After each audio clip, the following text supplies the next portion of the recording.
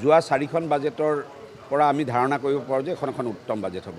Balance কৰি এখন ধুনীয়া বাজেট বিত্তমন্ত্ৰী মহোদয়ে দিব। আৰু এইটো চবতকৈ গৌৰৱৰ ঘটনা যে এগৰাকী মহিলা বিত্তমন্ত্ৰীয়ে 5বাৰৰ কাৰণে বাজেট দাখিল কৰিব, যিটো ভাৰতবৰ্ষৰ বিৰল। আমি মহিলা উত্তৰণৰ কথা কওঁ, ইয়াতকৈ ডাঙৰ হয়তো নিদৰ্শন হিমন্ত বিশ্ব শৰ্মা ডাঙৰীয়া যি দেখাইছে, ইয়াতকৈ ডাঙৰ নিদৰ্শন হ'ব নোৱাৰে। এই বাজেট সদায় জনমুখী বাজেট হয়।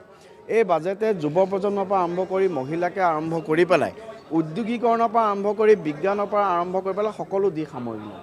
এখন সৰ্বাংগ সুন্দৰ বাজেট হ'ব, তাত কোনো আমাৰ সন্দেহ নাই। আমি আশা কৰিছোঁ ডক্টৰ হিমন্ত বিশ্ব শৰ্মা ডাঙৰীয়াৰ নেতৃত্বত আমাৰ চৰকাৰৰ উন্নয়নৰ যি অনিৰুদ্ধ অনিৰ্বাণ যাত্ৰা, এই উন্নয়নৰ অনিৰ্বাণ আৰু অনিৰুদ্ধ যাত্ৰাক আজি মাননীয় বিত্তমন্ত্ৰী অনন্ত নায়ক ডাঙৰীয়ানীৰ এই বাজেটে আৰু অধিক গতি দিবলৈ সক্ষম হ'ব। এই চৰকাৰৰ দিনত জনমূৰীয়াই GDPৰ ক্ষেত্ৰত আমি অভাৱনীয় উন্নয়ন কৰিবলৈ সক্ষম হৈছোঁ। আমি অকল আশাবাদী নহয়, অসমৰ ৰাইজে এই বাজেটখন অতি আগ্ৰহেৰে শুনিবলৈ ৰখি আছে, কাৰণ এইখন আমাৰ চৰকাৰখনৰ শেষৰখন বাজেট। আৰু আজি আপোনালোকে শুনি ভাল পাব যে আমাৰ গাঁৱত বহুত ঠাইত, আমাৰ গাঁওবিলাকত স্ক্ৰীণ লগাই এই বাজেটখন আজি পূৰ্ণাংগ বাজেটখন চোৱাৰ সিদ্ধান্ত লৈছে। মোৰ গাঁৱত মোৰ চুপাত, এইটো আমাৰ কাৰণে খুব এটা ডাঙৰ আশাৰ ৰেঙনি। মানুহে খুব আগ্ৰহেৰে এই বাজেটখন ৰখি আছে।